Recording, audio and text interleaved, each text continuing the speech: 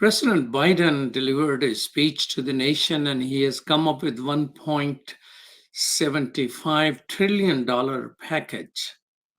Within that package, more than $600 billion are for Social Security, essentially parenting and family, investment in human resources, and slightly less, $550 billion for climate change. That defines two-thirds of the plan which he announced. I don't know whether it will pass or not, but what is the wisdom behind that? Will it work? Will it save the climate? Or will it help families actually produce wealth?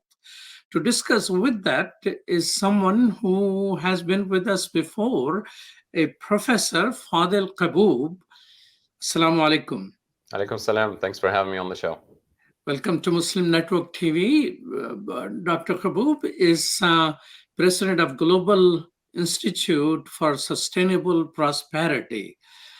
Tell us, based on your, modern monetary theory, I believe you're happy with 1.75 trillion Biden plan. Actually, not really, because when it comes to the climate change challenges that we have, the economic inequality challenges that we have, the socioeconomic exclusion challenges that we've had for a long time, $1.75 trillion sounds like a large number if it was my mortgage or your mortgage, but for the U.S. federal government, it's actually insufficient in terms of intervention. Let's also not forget that we're talking about spending of $1.75 trillion over a 10-year period. This is not going to be a one-year spending. So it adds up to actually $175 billion per year for the next 10 years, which is insignificant given the size of the U.S. economy, given the size of the problem that we're dealing with. And I think this is a communication problem that the Democrats and President Biden in particular have failed to deliver when they started talking about the $3.5 trillion Build Back Better infrastructure plan. Instead of saying it's $350 billion a year, they started saying it's 3.5 trillion, and everybody thought it was unbelievably large number. I'll give you an example just to illustrate how insignificant this level of spending is. There's a study done a couple of years ago by the Union of Concerned Scientists looking at just the climate change impact on real estate properties in the US, only in coastal cities. And they picked the year 2045 as a target year for this study. Why 2045? Because if you sign a mortgage today, a 30-year mortgage, 2045 is on your mortgage. So the climate risks of flooding, of sea level rises, of storms is actually on the books for those mortgages. And they estimated that the climate change impact on those properties is $1 trillion. This is just one small item. Add the forest fires, as the damage to agriculture and crops and cities and infrastructure. We're not even close in terms of mitigating the climate risks with this spending. Yes, it's a step in the right direction. Yes, it does include people as infrastructure, not just roads and highways. Yes, it does include a little bit of tax credits and incentives to decarbonize transportation, but it's not the bold climate action agenda that we actually need. So $555 billion, which this plan has, in your view, is not sufficient at all? Is it halfway through? It's just 10% in the right direction? What will it take? Because climate is going to be a very serious issue. I mean, it's not just the government and the scientists and the data crunchers. It is the bankers and the industry who have started crying out. Are they responding to the noise created by academicians, or they are really doing their math? Yeah, it's a step in the right direction. For example, in order to really create the incentives and to make the economics work for decarbonizing transportation and moving to electric cars, one of the most important things that the industry has been talking about is building the infrastructure for charging stations. Thousands and thousands of those charging stations all over the country, in the same way that we have gas stations today. So this bill includes funding for that. So I think that will be significant. The tax credits for buying electric cars, the tax credits for energy efficiency, those things are important. But in terms of switching the electric grid to 100% renewables, the timeline is good, but not good enough. The investments in research and development, especially for battery storage, for material science research to produce much more efficient consumer goods in terms of their climate impact. That is not as bold as what we would hope for, and not investing enough in decarbonizing electricity production, moving away from coal, moving away from natural gas, fracking. We're just not looking at the actual costs for us in terms of human health, in terms of environmental impact of fracking. Fracking has continues to be part of the Biden administration energy policy, and I think that's a big mistake in the long term. What about does this plan, if money is which is being decided, I mean, it is half of what President Biden originally wanted because of the political realities that even senators, Democratic side, are not going to vote for it. So though he reduced it substantially, but what about giving incentives to soon-to-be trillionaires like Elon Musk and Bezos of the world who are leaving our planet? What about giving them enough incentive to, instead of we putting all the electric pumping stations, let them build some of that and benefit from it? Well, this is a part of the problem, is that for decades we've abdicated the responsibility of the federal government and we've handed it to corporations and to the oligarchs. So I don't think we should continue to do that.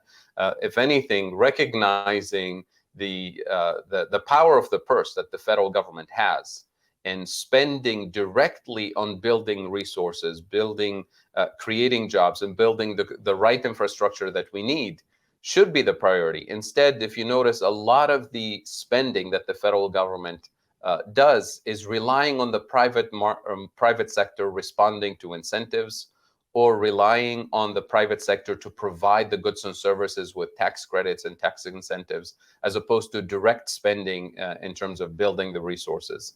That is a philosophical shift that we need to undertake, and we're not there. We're not there yet.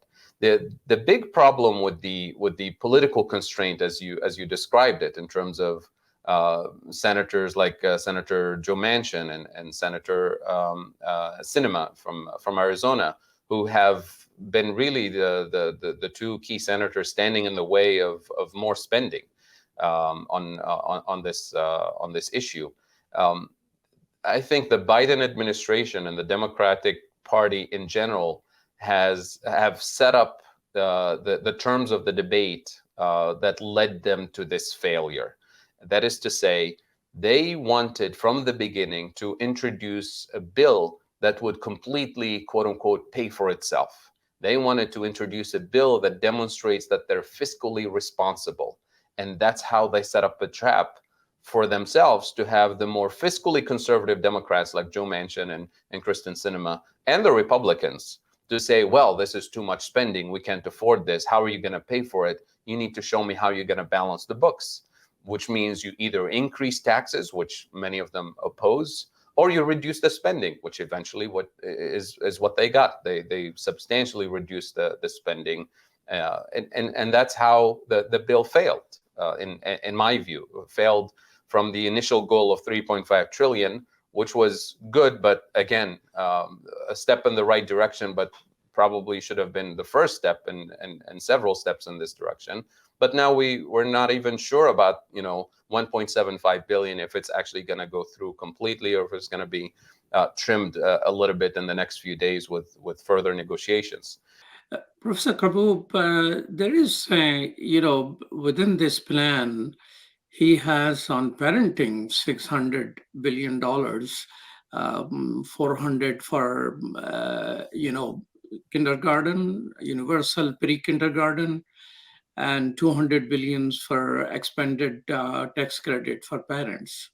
So $600 billion investment in human development. Do you think it is enough to have an impact on the economy? Yeah.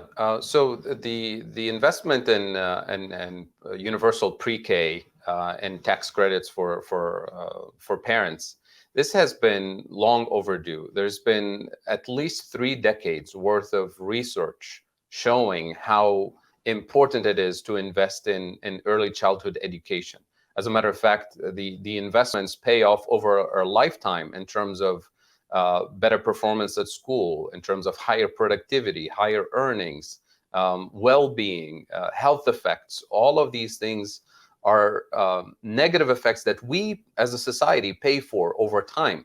So it's long overdue. It's a step in the right direction, and it's important to have it. So I'm glad that it's included, but I'm not. I wouldn't say that we've achieved everything we wanted to achieve, because not only is this important for parents to be able to go back to work after COVID, but it's also very important for women in particular to be able to go back to the workforce if they wanted to have that option. So it's extremely important for the economy, for families, for their well-being, and for children, of course. So, Professor Kaboub, in your thought, a step in the right direction, but neither it will help the climate change handle it more aggressively, because that's sort of a atom bomb which is already unleashed. I mean, it is already having impact. I mean, I was reading stories about what's happening in Somalia, in Bangladesh. People are losing their land to water, and they are sitting in ghettos, in shanty towns over there. So this thing is happening now. Do you think overall, which country in the world gets it? Who is willing to commit the type of resources which are needed to handle this issue? Well, unfortunately, we're collectively, as a globe, we're not there yet. So, for example, when you think of the largest emitters of CO2, it's the US, it's the European Union, and it's China in recent years, in the last couple of decades. But the historical emissions, by far, the US is the most responsible, followed by Europe, and China is catching up, giving its massive emissions in recent years. But you have to take into account that countries like China and India also, that's catching up in terms of massive CO2 emissions. It's not CO2 emissions for their own consumption. It's really because they're the manufacturers for the whole planet. So their CO2 emissions is to produce items that are consumed mostly in the global north. So we have a moral, ethical responsibility to pay for the damage, to transfer technology to the global south, to transfer financial resources to help the global south in particular build a greener, more sustainable, more resilient economies with food security and renewable energy security, because you can't really run an economy without food, without energy. So that's an important thing to keep in mind.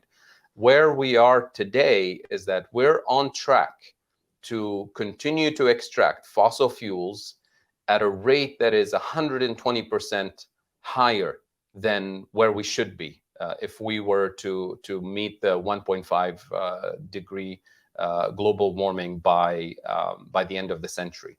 So we're on a dangerous path.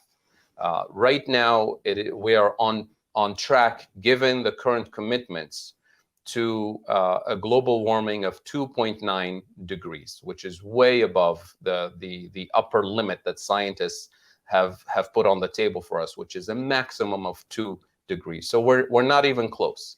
The other problem is the climate financing that I talked about. The transfer of financial resources from global north to global south has been insufficient, embarrassingly insufficient.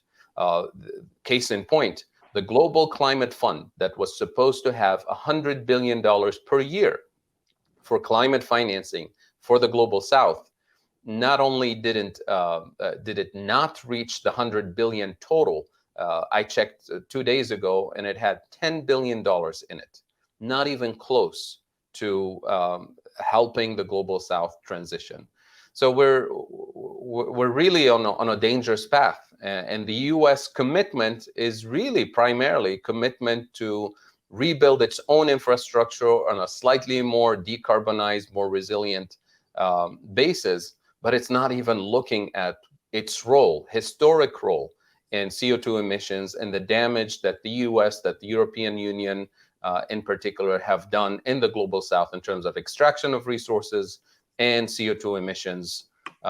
Collectively, the most vulnerable nations on the planet who are on the front lines of climate change, collectively, they have emitted less than 3% over the centuries since the Industrial Revolution, less than 3% of CO2 emissions. So it's a moral, ethical responsibility for the countries that have caused the problems, that continue to cause the problem, to actually pay for the damage, repair the damage with financial resources, technological resources, and broader economic cooperation to help us transition to a more sustainable global economy.